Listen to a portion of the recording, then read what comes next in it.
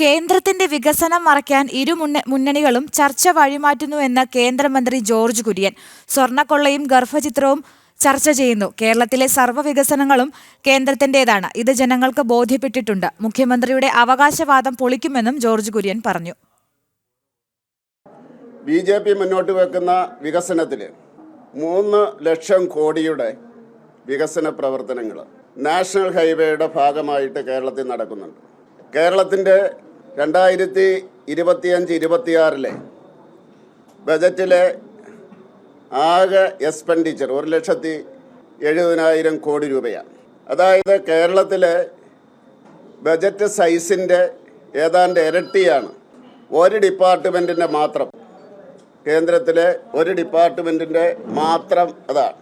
ഞങ്ങൾ ഏതായാലും ഇപ്പോൾ ഈ പഞ്ചായത്ത് തിരഞ്ഞെടുപ്പിൽ തീർച്ചയായിട്ടും ജനങ്ങൾ ചർച്ച ചെയ്യുന്നുണ്ട് സ്വർണ്ണക്കൊള്ളയും ഗർഭക്കൊള്ളയും. അതല്ല ഞങ്ങളുടെ വിഷയം. ഞങ്ങളുടെ വിഷയം ഈ വികസന പ്രവർത്തനമാണ്.